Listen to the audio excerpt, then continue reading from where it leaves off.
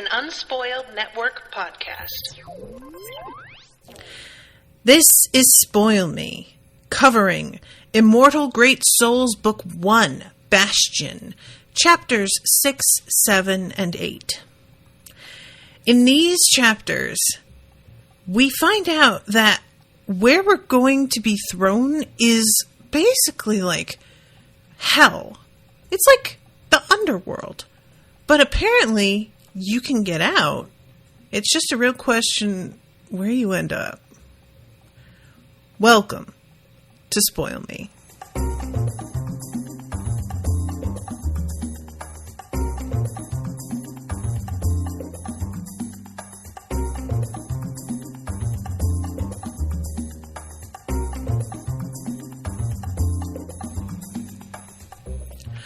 Welcome to the show, everyone. I am Natasha. Thank you very much to Dan for commissioning this episode. What's up? Dan is here in the chat, being very tolerant of me not only running late and having wet hair with dye on my forehead, but also having to adjust all of my settings over and over again. So thank you, Dan, for your patience, you angel.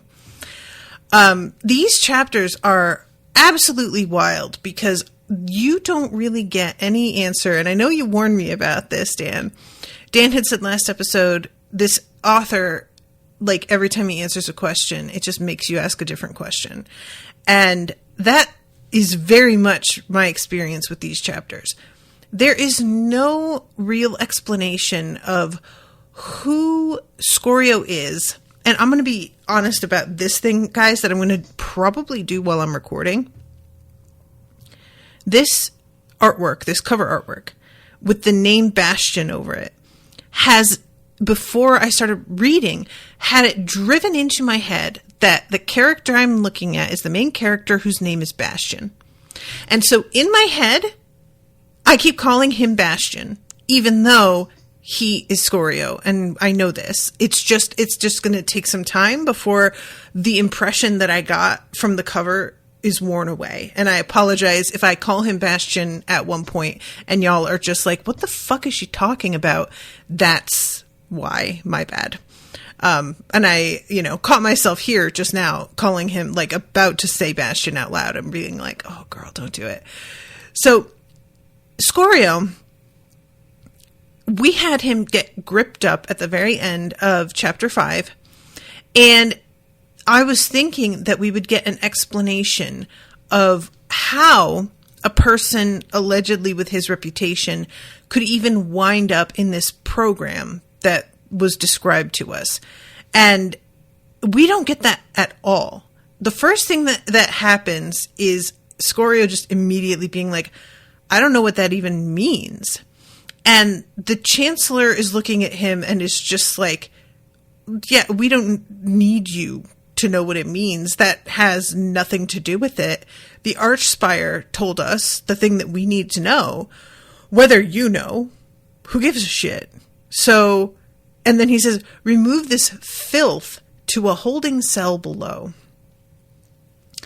And then when he turns back to the crowd, he says, like, I'm sorry about that, but it really happens very, very rarely. And as this is all happening, it turns out that Leonis and Lianshi are about to throw down for Scorio, which I was like not expecting.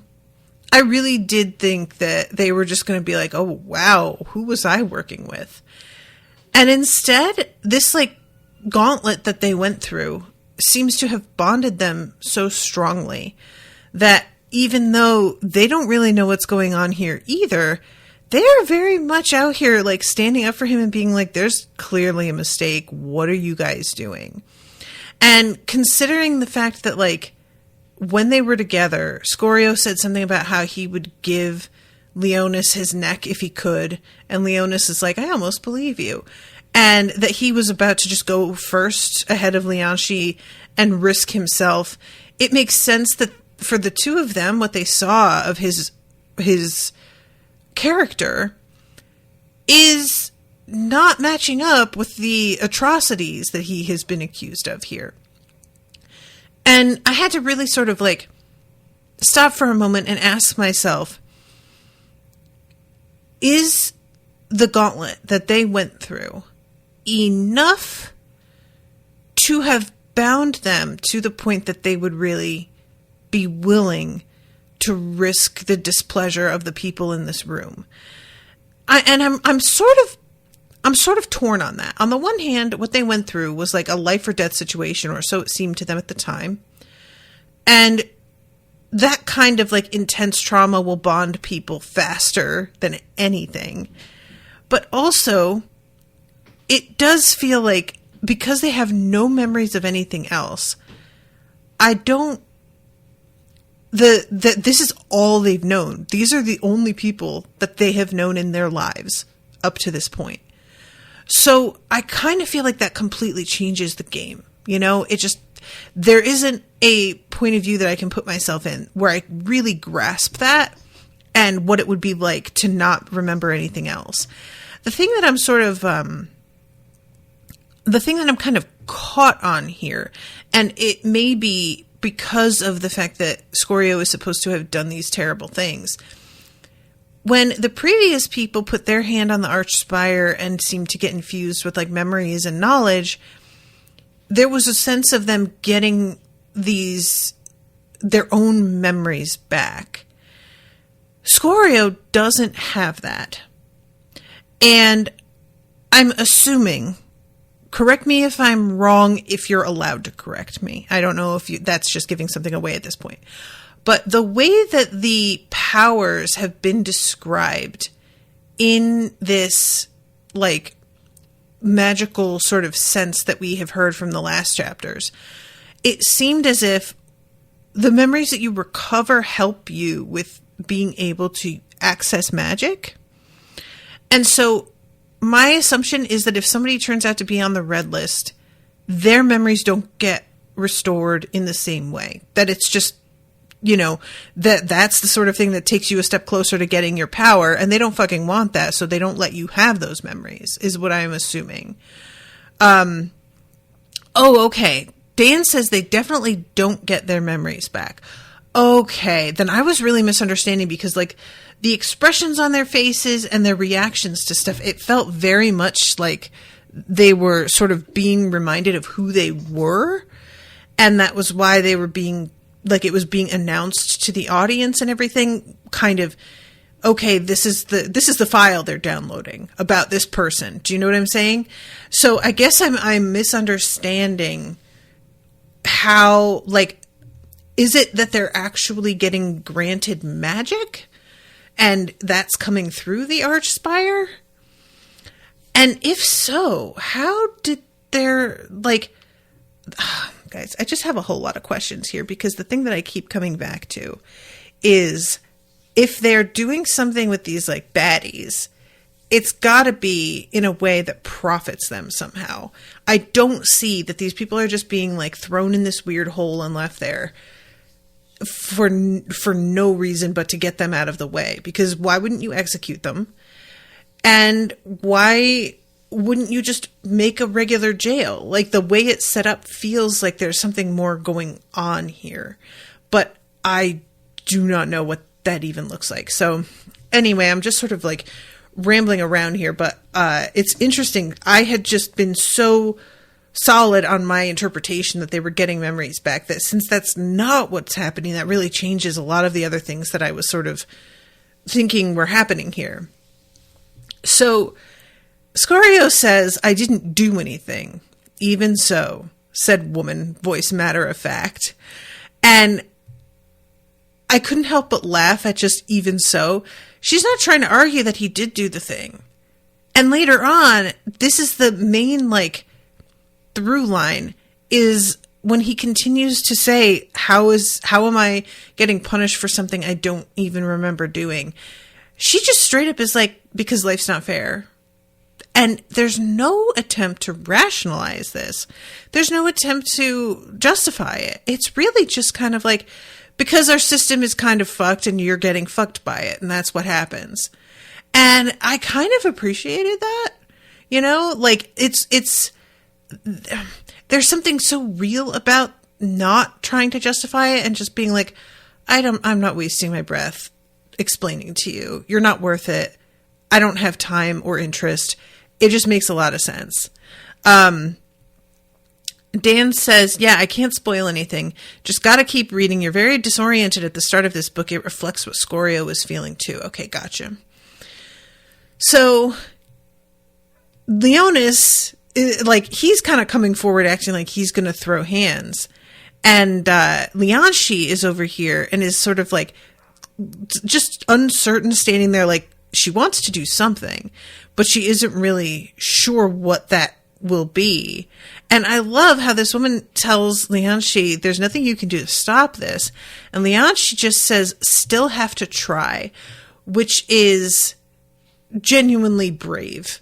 Like, I feel like that is something that I have a lot of difficulty with personally, is the idea that something may be like hopeless and continuing to press on anyway.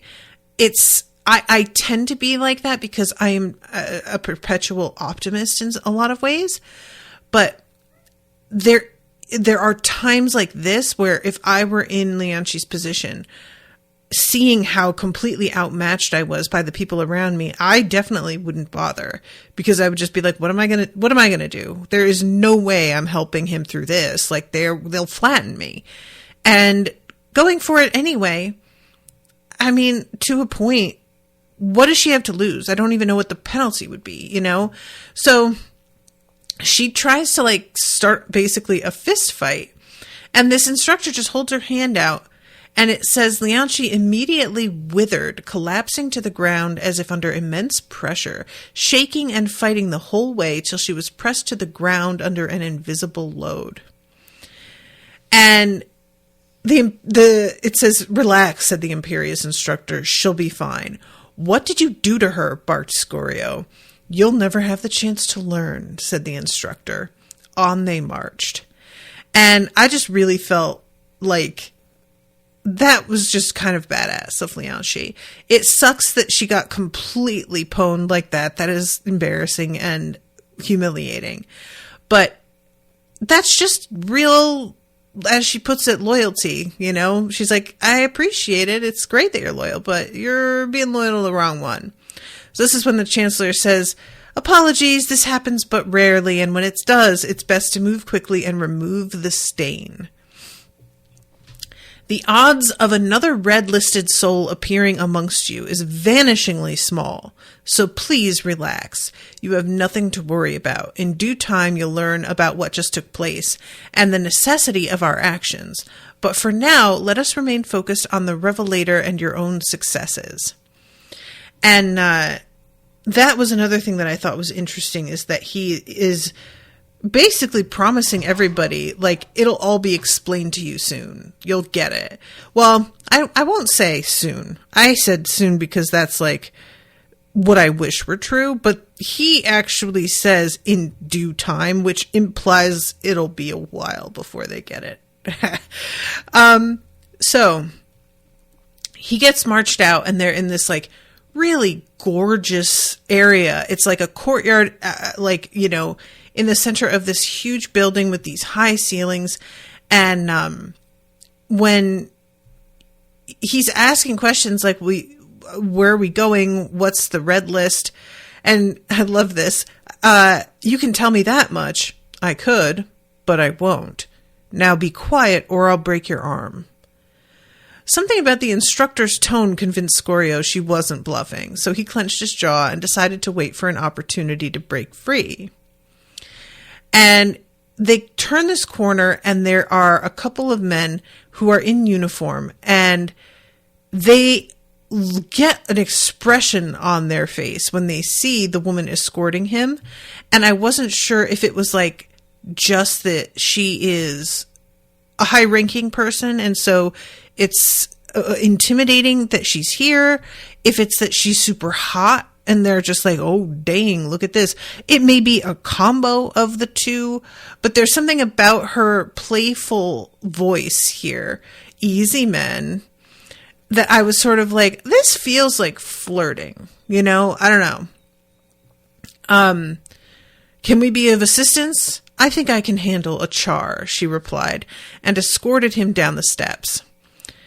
And they descend, and go another like long way before they're into, as it's termed, the bowels of the earth. I didn't do anything. How can I be punished for things I've no memory of? First thing you learn, said the woman, tone almost sympathetic, is that nothing's fair about this world. Here we are. So they come to another huge doorway, and there are guards here as well. The hall's length was lined with ponderous metal doors. Each looked absurdly reinforced and strong, and when an attendant guard rushed to open one, Scorio saw that the metal was easily over an inch thick. Helminth marched him into the square chamber. Scorio thought she might release him, but she walked him right to the wall, where she finally released his arm and spun him about, shoving him hard in the chest so that he fell back against the stone. And she manacles him to the wall. This is all very sexy, if you want it to be, you know. And then she looks at him and says, "Would that this were otherwise." And there's just, again, something about the fact that she isn't trying to justify this. And admitting almost in a way that, like, yeah, this isn't really fair. Like, this kind of sucks, actually. I can't tell if it's that she genuinely disagrees with it, or if she tends to be the one that's responsible for bringing the, you know, red listed people down, and they always react like this, and she feels bad about it at this point. Like, not even that she disagrees with what they're doing, but that being the front lines and seeing the confusion of these people, despite knowing what they did allegedly, it doesn't make it like easier, you know? But anyway, she turns and leaves, and the door closes behind her. And for a moment, he's just sitting there like in the dark, kind of, what the fuck is happening? Time became meaningless. With no memories beyond what happened in the gauntlet, he played those moments over and over again. Nothing made sense. Perhaps hours later, he finally heard footsteps. The large lock slid back in the door, and light flooded into the chamber as the Chancellor entered the room. So now he's wearing black robes, and he's accompanied by a man who's carrying a lantern and is clearly sort of like a assistant of some kind. And he recites all of Scorio's titles and whatnot. I don't know what any of that means. Of course you don't. How could you? It matters not. You are marked as proscribed and have been set down on the red list for heinous actions against Bastion, the Archspire, the collected great souls, and our hopes to return to Etera. For that, you are condemned to be cast through the final door. And our hopes to return to Etera, I'm assuming, is like the planet that they're fighting over. And that they've been displaced and are attempting to, I mean, if I remember correctly, the last chapters, it was talked about that they were literally battling hell or demons or something like this. So Scorio says, "How can I be punished for what I didn't do?" "Easily," said the man in white. His lips, oh wait, that's the assistant, the man in white, his lips carving themselves up into a smile. "The seeds of sins past ride upon the soul and never fail to bloom.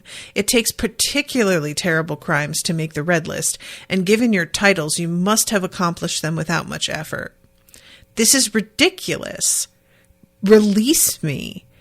"You poor, pathetic beast," said the Chancellor, breaking his silence at last. "You are in no position to make demands. Already, you have taken far too much of my time, alarmed the other great souls needlessly, and now you make spurious demands? You are nothing more than an obligatory duty that I must execute, a problem just begging to be nipped in the bud. Your spirit is filth. Your mind will inexorably tend toward violence and depravity, a beast that must be put down before it can spread its spiritual disease." And I was like, the way that he's saying this, it sounds like what their assumption is. If in one life he has done something particularly terrible, there is no chance that he won't turn out the same way in other lives. But my question is, how was he allowed to reincarnate the few times that he has so far, if this is supposed to be something that's overseen and monitored so carefully?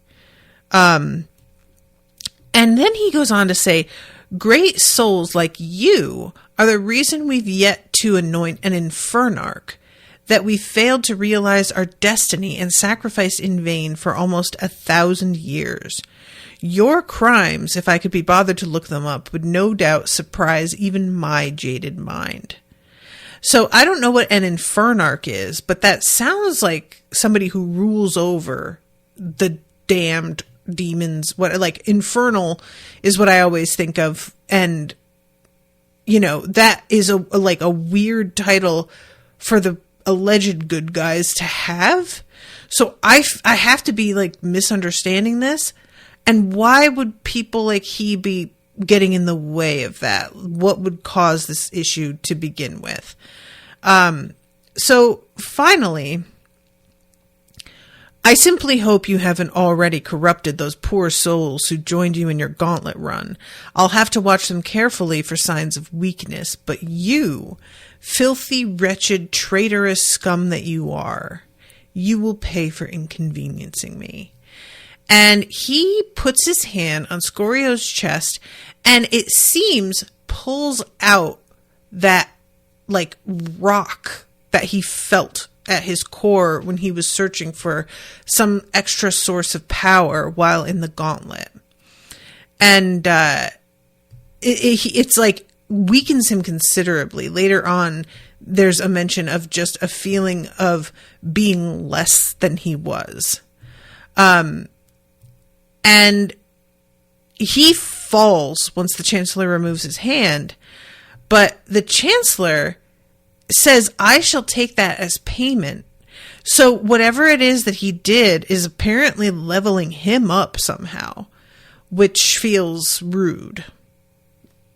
I'll just say it. It's rude.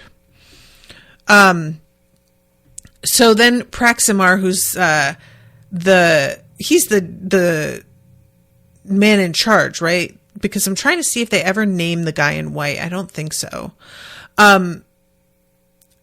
Have him cast through the final door. I shall ascend to my quarters and cleanse myself. Report back when you are done, Petros. Petros. That's the guy. Okay. And when Petros gives the order, he also mentions, and I was like, really? Be wary. He placed 18th out of this year's incarnates, so don't take any chances, even if he's mewling like a wretch now. And they basically scoop Scorio up and toss him through the door. He wants to know what's on the other side, and they're just like, it doesn't matter. You're never coming back out of it. Just go. And the strength that has been taken from him means that he can't really fight back in any real way. So there's no keyhole to this door. The guard presses the head of a key to a groove, and then the whole thing just sort of lights up and opens. And Scorio had kind of expected it to be the gauntlet, that there was another location to go to, but it just seems like a cave. So he's shoved through, they close the door, and there's nothing when he tries to press against the door, it doesn't budge. There's no indication that it isn't even just a wall at this point. And it's really, really dark. He's just sitting there for a while and trying to decide what to do, where, just sort of feeling around. And as he's doing this, he's thinking about, what could it possibly be? What could I have done? Why would they know about it? How would this have worked? And there's a point later where he's like, I only incarnated 6 times? it doesn't make any sense. Like, a bunch of the other people, they were all over 100. This doesn't match up. I don't understand it. So he decides to explore and see if there's any way out. And the first thing he comes across is a bone. He's thinking like, oh, maybe it's a stick and I can use it for a weapon, but it's a bone. And he's just like, fuck, I should have known. If they throw people down here and are just like, oh yeah, you're never getting out, then of course there have to be people who died down here. And he walks around for a while and it's just nothingness, you know, there's not even really any landmarks or anything. It's just rocky walls and, let's see, another dozen paces and he stopped. The rocky walls began rubbing against his chest and back. There was still a way forward, but he'd have to really wedge himself in there to keep going. And if he got stuck, heart hammering, he considered no. He'd see if there were any other options. And I was really, really curious about that. Like, the first thing that I thought of was that manga that has, for some reason, been like on everybody's minds about the, This Is My Hole, It Was Made For Me. Have you guys seen this? I don't know, Dan, if you've heard about this, but it was a short horror manga. And it's basically like there was a weird earthquake, I think, that created a huge crack in this area. And it's all done in black and white. And on the news, there was somebody who'd like noticed that on the sheer wall of the cliff that was made by this giant crack, there were outlines or holes that were shaped like people. And when folks come to look, they begin to find holes that are shaped exactly like them. The shape matches their own body exactly. And they are overcome with this obsessive need to climb into it because they feel like this is what I'm supposed to do. It's here, made for me, and I need to get in. And they can't explain why. And they are never seen again. And then at the very end, spoilers, people are, have gone to the opposite side of this cliff to try and see, is there another way in? Was there a place that they could have escaped? And somebody shines a light in this very, very narrow crack and they see somebody coming toward them, but they have been flattened in the cracks and misshapen. And they're still alive and they're still moving forward. But everything has bent their body out of human shape. And that's where it ends. That's the whole story. And it's really, really freaky. And so I was just thinking about that with this moment. And I was sort of like, I want to think that if you like really pushed it, maybe there would be a way out. And this is just like the test that you have to be willing to like get stuck and try and push forward anyway. But what if it just flattened you into a weird humanish object that, like why? Don't try it. So this is when he is eventually like reaches the bone, and he keeps thinking also about how this ache inside him feels like the act that was performed on him was somehow consuming his heart, his igneous heart. So if he was so dangerous, why hadn't they just killed him? Why give him the chance to wander around down here? Was there some kind of monster that they fed red listers to, or were they too high and mighty to deign to kill him themselves? Which was kind of something that I was thinking, like, is it just that they feel as if, like, granting him death is does that cause him to just reincarnate?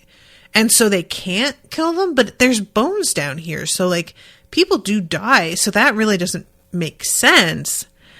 And And he attempts a couple more times to like reach this thing in him, but it's just not happening. The air was damp, which meant there should be some water around here somewhere, but everything he touched was gritty and slick, no puddles underfoot, nothing but the need to go on. And I kept waiting for him to like encounter some sort of monster or creature, and was really surprised that it's just empty passageways. And I don't know whether or not that's like circumstantial, or if something is like keeping him from being attacked. It seems like the monsters are sort of released in groups and then take each other out. So maybe he's just here during like a particularly thin time. But eventually he reaches the water. It's like a river underground. And he has a moment of just wanting to run forward and drink it. And he's like, all right, hold on. Let me take a look around for a second. And just sort of tries to see if there's any kind of trap, any people. And it says he saw that someone had obviously thought along the same lines, for the moss along the upper end of the river was scraped down to the rock, revealing flaking dirt and ashen strands of roots. Scorio licked his dry lips, edged forward, moving carefully on the slick rock. So he's doing this all very carefully. But to jump to the main event here, when he reaches down and like cups some water in his hand, something lashes out and grabs him and begins to pull him. And the instinct here is to think that this is going to be some kind of octopus or squid-like creature. But instead, these tendrils are really thin and basically cut into him like they're made of thin wire, which is really, really awful. Like, that's the thing that kept on, how it cuts into him. That was freaking me out. So he starts to pull against it to get out, but like every single time he tries to yank back, they tighten, right? And then it says, turning back to the water, he anxiously studied the mercurial surface. Did the thing have a body, a head? Was it just a mass of decentralized tendrils? So then it starts to grab around his waist as well. And he saw those attached to his arm grow thin against the tension, then reach down swiftly to grasp them in his fist and keep on hauling. Another half dozen lashed up out of the water, flinging spray, and one of them wrapped around his neck, or tried to. He dropped his chin just in time to catch it and immediately felt its abrasive edge cut through his skin. So he gets really, really pissed here. And he drops to one knee in the water.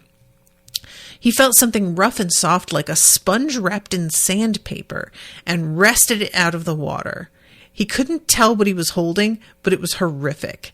It split in two, opening a mouth that was lined with thousands of slender needles, and let out a hissing, gurgling screech as it began to contract its tendrils, trying to bring its nearly translucent and bloated sack-like body closer to Scorio's face.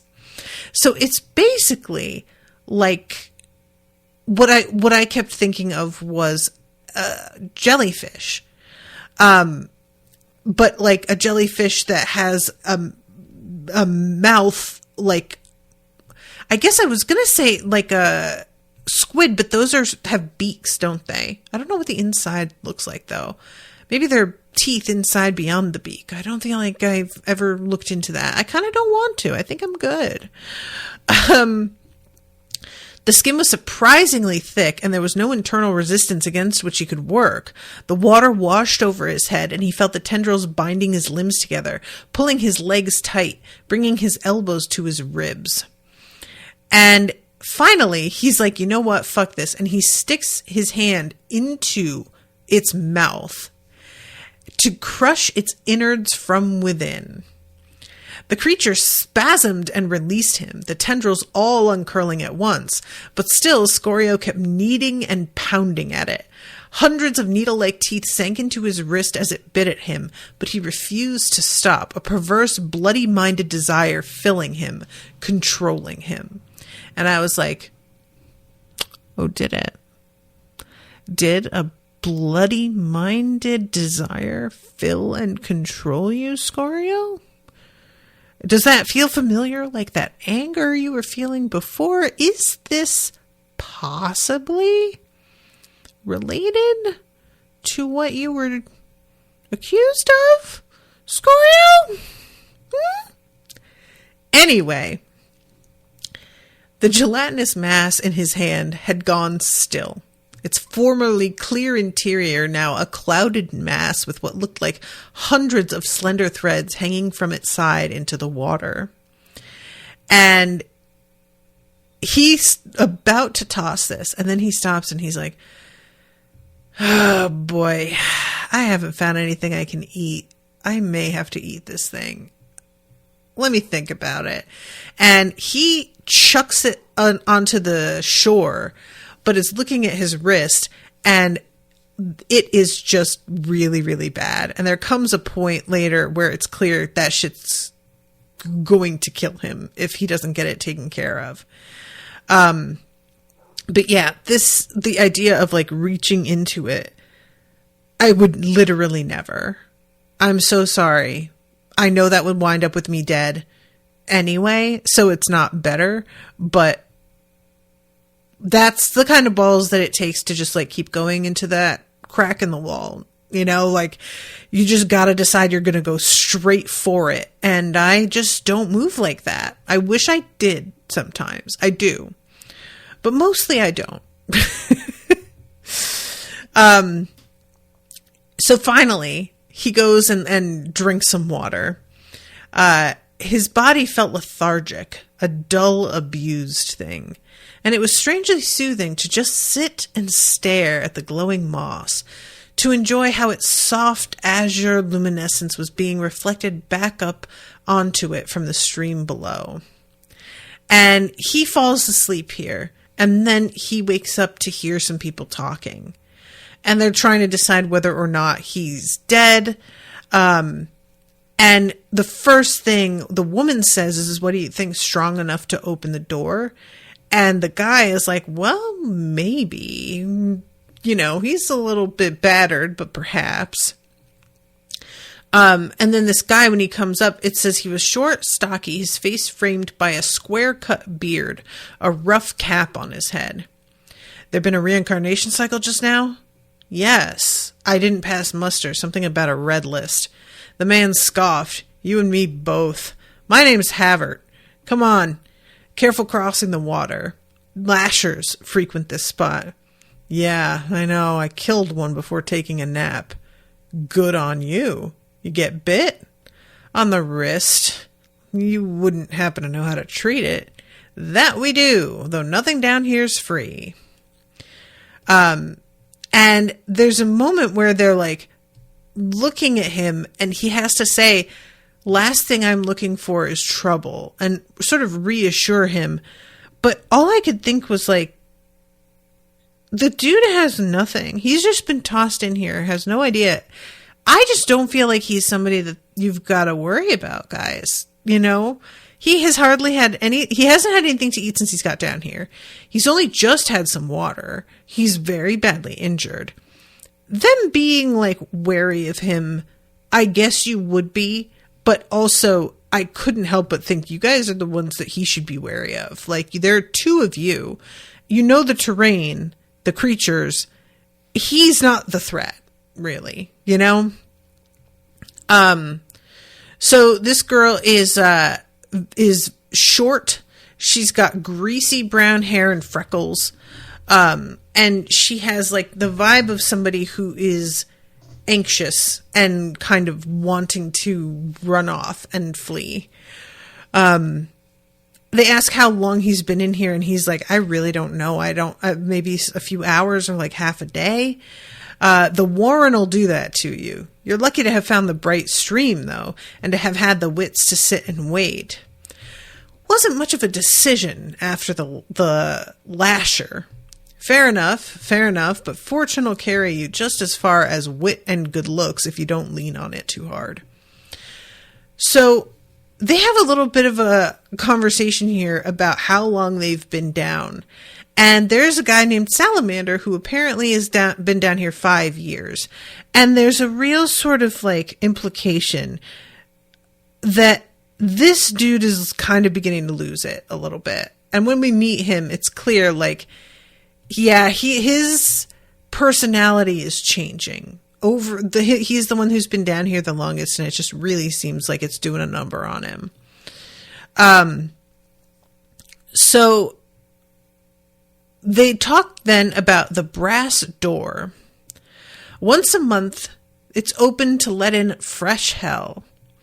And evidently, they just like send monsters in. And like I said earlier, a lot of the time, the monsters kill each other because there's like not enough people to feed on. And they just die off. It seems as if whatever it is like living underground, it separates them from some sort of like, I don't want to say power source necessarily, but I feel like that's the best way to put it. It's like plants being away from the sun. You know, they wither once they are released down here. And Haver describes the Warrens as being designed as a lure. Bastion's not what it used to be. Hasn't been for centuries, we reckon. Every now and then it gets attacked and things get through. Perhaps once, long ago, those things would be hunted and exterminated, but Salamander says a good third of the city's gone to the dogs, collapsing. Those fiends, they go to ground in the ruins, worm their way down into the cracks, infest the city like fleas on a dog. Oh God, I'm sorry. I'm just seeing Dan's comments. Razor Octopus is fucked up. He might have some anger issues. Yeah, he may. Just a little bit. Not long ago, someone decided this was a good way of disposing of great souls. This way, they don't get blood on their hands. Sal says they're afeard of earning a Red Lister's wrath, that we'd come back in the next life and remember who killed us and exact our revenge. To which Hestia is like, I don't feel like that makes any sense because it's not like I even remember anything. And I kind of agreed on that. And also it felt like, you know, just because you weren't actually killed doesn't mean you're not going to want to take out your revenge on whoever threw you down here. And that you remember. So it's not like that big a difference between being killed and being sentenced to this, that you would avoid retribution if somebody were to manage to like get out and get access to power. That doesn't make sense to me. And Scorio is like talking about Sal, and he's like, how does he know? Has he set his igneous heart on fire? Does he have powers? Nah, all of us were thrown in here within hours of incarnating. No time to learn anything. Sure, we've tried to figure it out, but we've gotten nowhere. But Sal says there was another fellow here when he was first thrown in. Someone who'd come into the Warren on purpose, like, through the brass door, mad as that sounds, and stayed a while before leaving again. An explorer called himself Radert, or Radert. I don't know how I want to say that.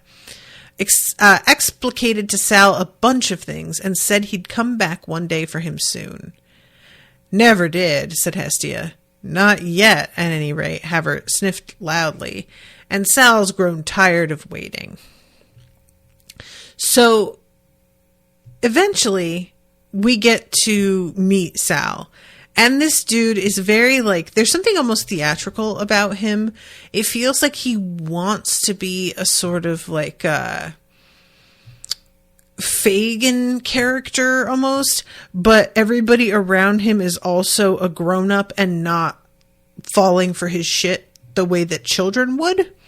So he's just kind of trying to play this role and nobody else is playing along. Like, they're humoring him mostly. But every now and then, when he starts to really get too out of hand, they have to reel him in a little bit and be like, all right, we were fine, but now you're taking it too far, so calm down, buddy, you know? And there is something about that I find really genuinely funny. Just like how he's got this, it feels like he's just posturing, and not really this person. And from what we hear a little bit later, it seems like he has changed quite a bit. So eventually he is brought to this hole and climbs through, and they are in this big cavern with lanterns that have been filled with that moss. And ledges have been carved out of the walls on which roughly stuffed pallets were laid, and rickety chairs were set about a central table cunningly wrought from driftwood, on which a checkered board was placed, crudely crafted pieces arranged in some manner of a game. A small fire pit was set against a soot-stained wall, and over it hung a shallow stone bowl that might have served as a primitive cauldron. But it was the walls that drew Scorio's attention. They were daubed in vibrant, luminous murals that glowed with various colors. The blue of the moss, a deep smoldering red, a rich green, and a pale yellow that was nearly white. Every inch of the cave's interior was decorated with complex interweaving and geometric patterns. These were interspersed with full-sized figures in various poses, the quality of their composition ranging from crude to skilled, as if various artists had worked on the walls over the years. Here and there, Scorio saw monsters portrayed, with one clearly being a lasher, its tendrils extended from a bright blue stream to entrap a hapless man.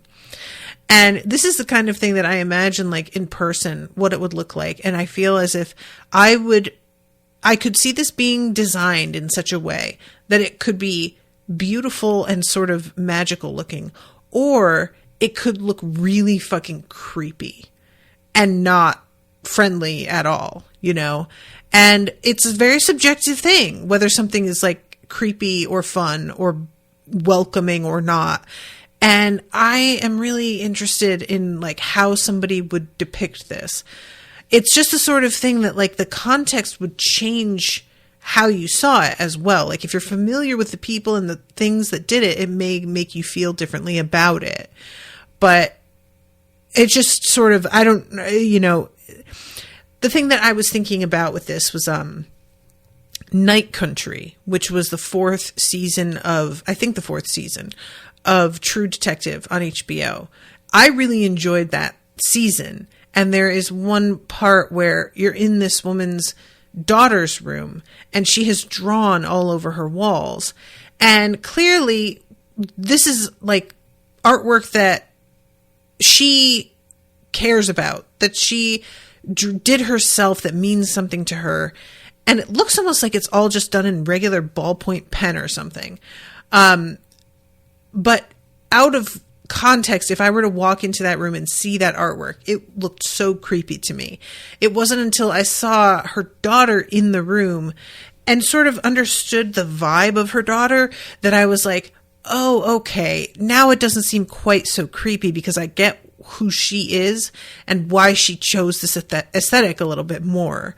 But art is just odd like that. It can strike you a certain way depending, and then really you find out something about the artist and all of a sudden it changes everything about how you look at it,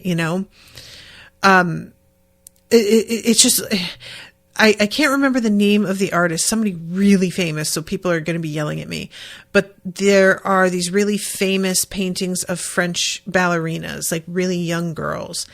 And they are oftentimes portrayed as being really like beautiful studies of the human figure and gracefulness and in dance and all of this. But I found out recently that the artist was trying to depict the predatory nature of the ballet in France at like the turn of the century. And evidently these girls who were trained as ballerinas were being pimped out. Like the ballet was basically a brothel on its downtime. I had no idea that this was the way that it functioned, but that was where these girls were getting like their actual money. They were barely paid anything to perform on stage. It was after hours when the gentleman would come to the salon and pick out the dancers that they wanted, and would sometimes sort of take them as pets and mistresses and pay for them to sometimes marry them, but that was not as frequent.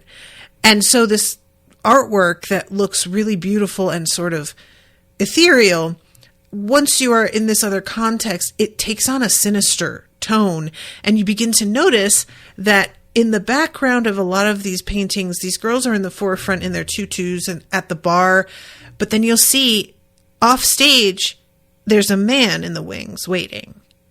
And you wouldn't have thought anything of it until you find out what was really happening, and you see that this man in his tails waiting with his cane, all of a sudden it takes on a completely different dimension, and you just go, oh God, this dude is just waiting for them to be done so that he can, take them away somewhere and fuck them. And it's just really bleh. So anyway, that's my little speech about art today, but it just got me thinking, because I feel like the way this is described by the author, it's meant to be a bit more of a friendly feel in some ways, but that I don't know if it would come across if I were here in this strange place, especially with it all glowing the way that it does. Just sounds like it could be very unnerving. So Salamander, or so I style myself, for I've chosen not to use the name they gave me, the name you see that's to blame for all my woes. The man was eager, yet still. He stood half turned away, moving his hands over each other as if washing them without water. His neck seemed permanently bent, or perhaps it was his back that was hunched, and the lines of his skull were visible right beneath his creased skin. A pleasure, Salamander. My name's Scorio. Thank you for, and he says, thank you for taking me in. And he's like, oh, see, he's polite. Nissa, you could learn from him. And there's this woman here, and she's just dream on. You'll have my respect when you earn it. So the vibe here from Salamander is somebody who's just sort of, he talks almost like in a stream of consciousness. And I like the fact that a lot of his sentences actually end with question marks, because it gives you the tone of everything. Somebody that's sort of either just questioning in a neutral kind of way, or maybe being a bit aggressive, well, what are you trying to say? Depending on the vibe. And when he finds out, Salamander, that Scorio has already been informed about his plan with the door and that they need another person, he is really irritated at the fact that he didn't get to tell Scorio this himself. There's a paranoia about him wanting to keep everything extremely secret that I find genuinely funny in this setting, because y'all are in this literally as together as you can be. There's no other people that they've mentioned. So what exactly do you think they're going to do with the info? There's not enough of you to even pull this scheme off as it is. They're not going to go do it without you, because they don't have the means to anyway. But yeah, the whole thing is, what it comes down to is that he's going to be using leverage, and that he has built something that he thinks can hold the door open. And they don't know what's on the other side of the door. Nissa says,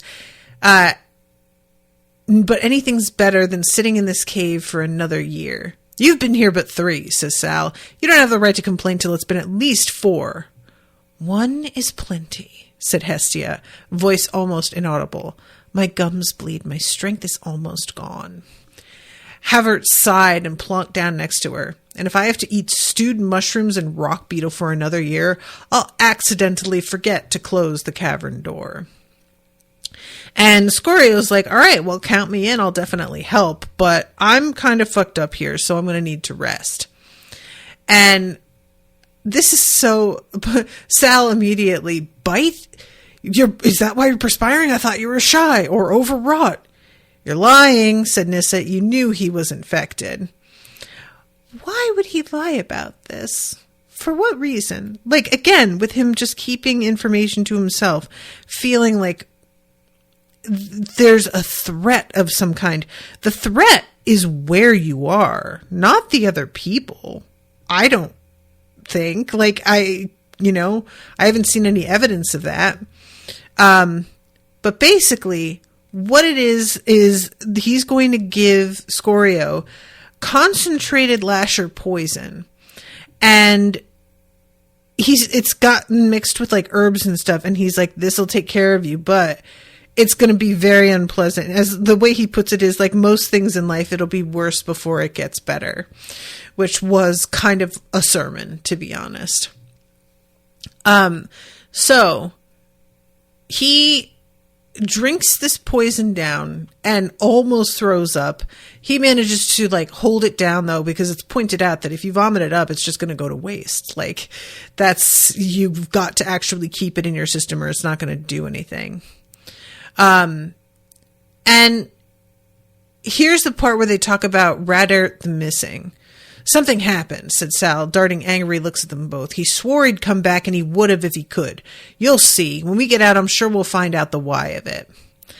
And Hestia is like, I don't even care if he's real or not. I just like hearing about him.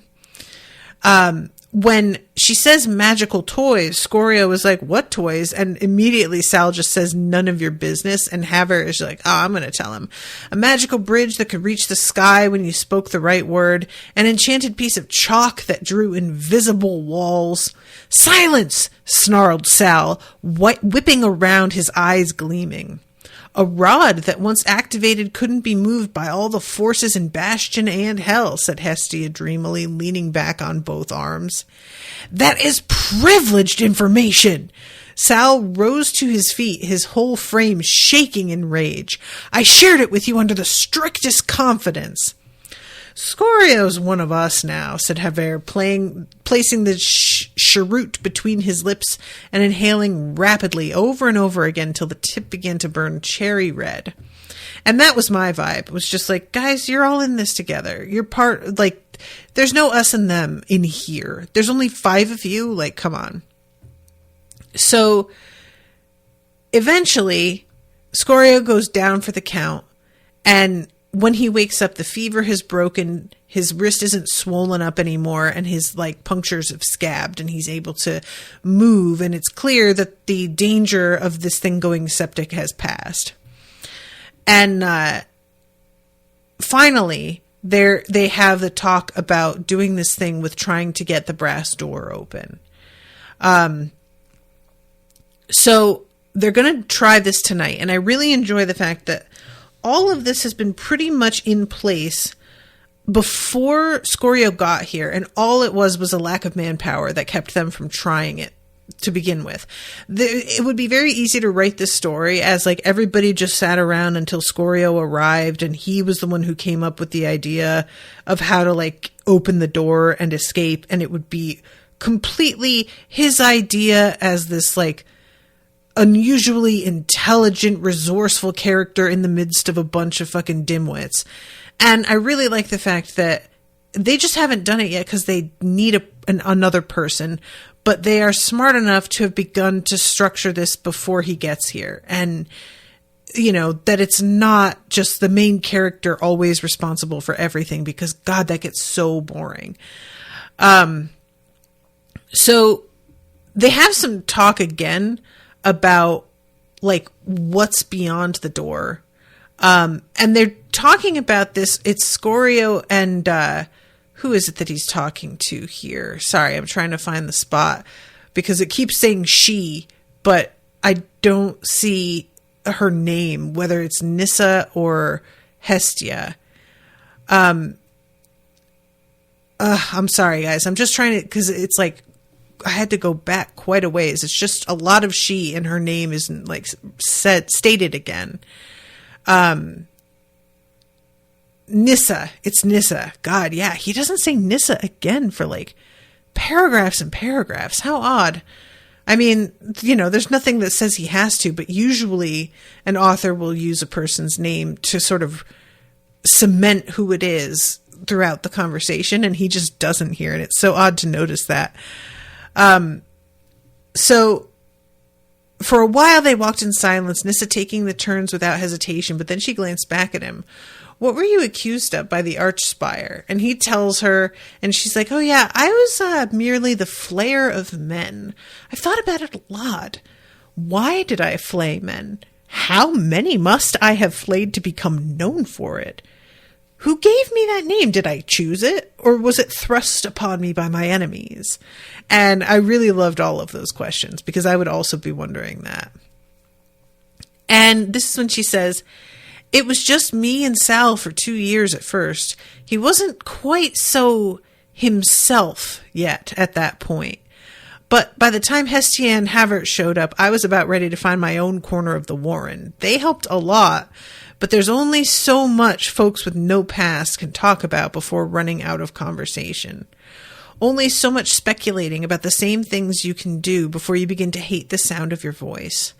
And I really appreciated that being pointed out because I was like thinking about how if I were down here, I would be trying to, tell stories or sing songs, but they don't even have any of that because they don't have memories to work from, which really does make it so boring. That changes it entirely.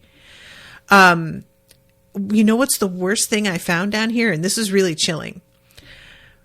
A name carved in rock below 100 others, all of them my own. The oldest one is barely legible. I kept debating whether to add my name again to the bottom. Scorio studied her, horrified. Did you? She didn't seem to hear him, and after an extended pause, Scorio cast about for something else. I last died over 200 years ago. What about you? And she immediately is like, what? That's not... The longest I've ever heard was 20 years. I got to hear several hundred have their information announced first. I don't know. Just what the Archspire told me. Huh. Maybe it's got something to do with all your titles? Mine's short. So are those of the others. And it says she studied him and her gaze was eager, hungry. Then a veil passed behind her eyes, hiding that moment's enthusiasm, and she turned away. And I really want to know what that's about. Very curious. So then she mentions that going through the brass door feels futile. And he's like, but why? That's the beginning of everything. And she says, there's nothing waiting for us on the other side but death. We've all convinced ourselves there's a chance so we don't go mad. But when I first met Sal, when he was more normal, he shared what his friend had truly told him. Things he denies now, pretends to have never heard. That chars like us, we simply don't have the power, the abilities to survive. It's just a pity we don't get to talk more before we go through, that's all. And that was pretty fucking grim. So I am a little over time here, but very quickly, I'm going to talk about Chapter 8 because honestly, what this all amounts to is them putting the system into motion that Sal created to try and get this door open. And it all depends on these ropes that he's constructed, and one of them that's coming down from the ceiling and they're all hauling back on it, right? And they managed to get it about a foot up. Hestia, barked Sal, go! She let go of the rope and dove for the stone block. Scorio fought to compensate for the loss of her strength. He felt his heels slide forward over the rock. The door began to drop. Hestia dropped to her knees before the block and shoved it forward. It was a little over a foot tall, just enough to crawl through, but its upper edge hit the bottom of the door, which was slowly slipping back down. Pull! Shrieked Sal. Pull, you blasted! And then the hook tore free from the ceiling in a shower of dust. The rope went slack in Scorio's hand so that he crashed back into Havert, and the door swung closed, pulleys scattering to the ground. And Sal is absolutely losing his mind. And Hestia is yelling, get back, something's got the bottom of the door. and there are these giant fingers, and it is like yanking the door open, and they're like, well, okay, that's the door open though, so let it open it, and then we can fight it when it comes through or try and duck past it. And Havert is like, that's insane, but there's really not a choice at this point. So Havert, don't do it, cried out Nissa as the man raised his club. The door was now a foot off the ground. Scorio, moving as if in a dream, took a wide step and pushed the stone block under its edge. And I was like, that's clear thinking. That's a good idea. The stocky man brought his club crashing down upon one of the hands, crunching the digits and glowing talons. And the hand pulls back and then comes back again and begins to yank the door up.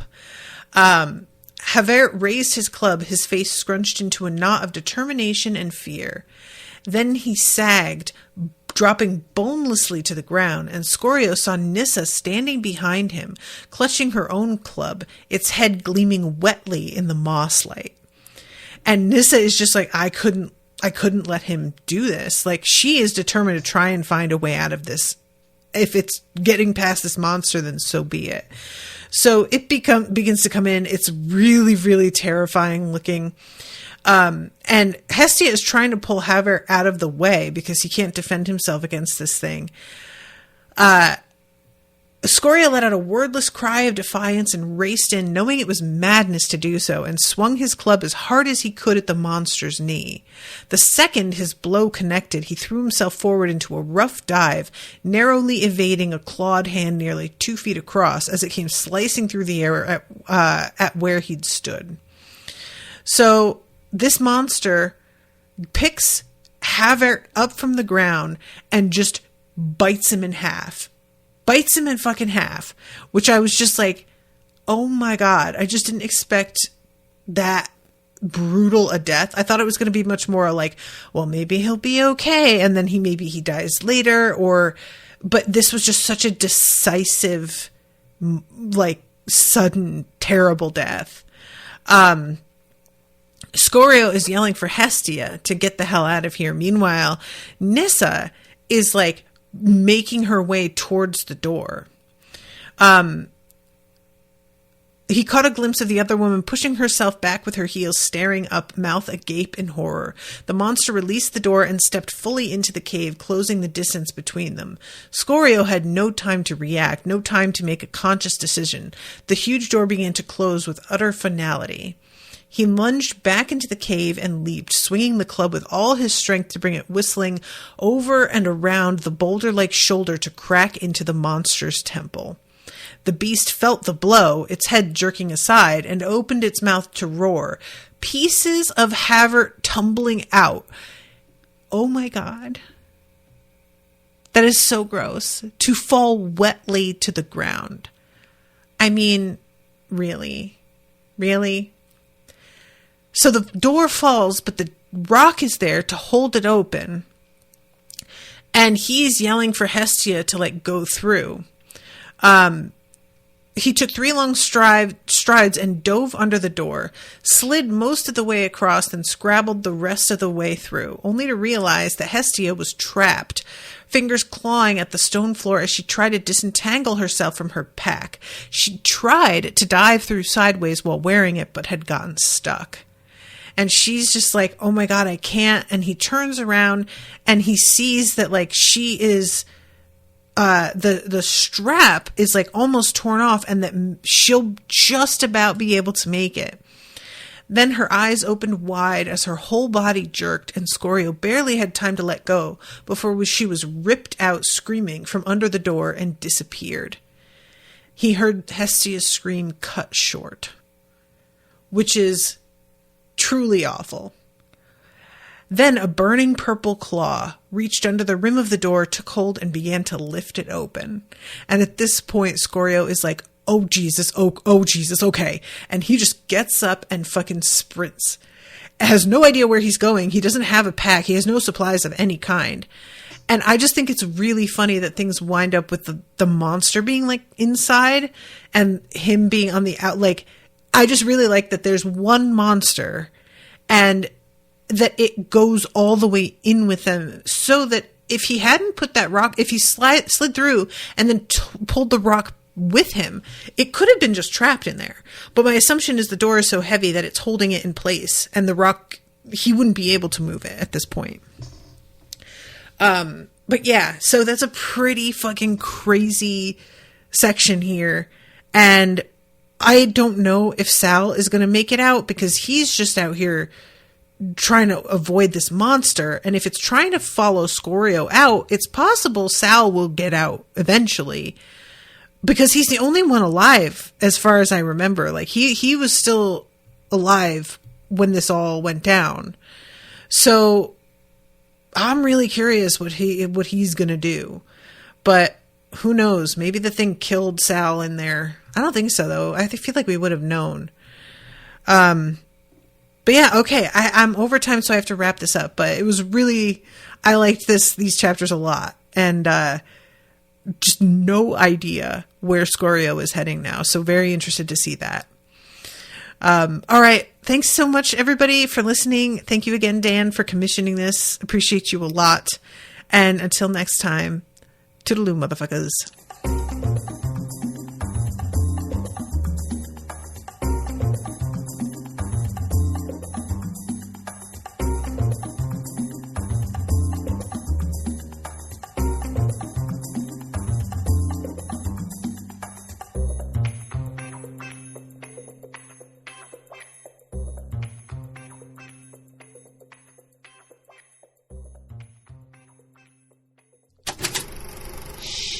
That was an Unspoiled Network podcast.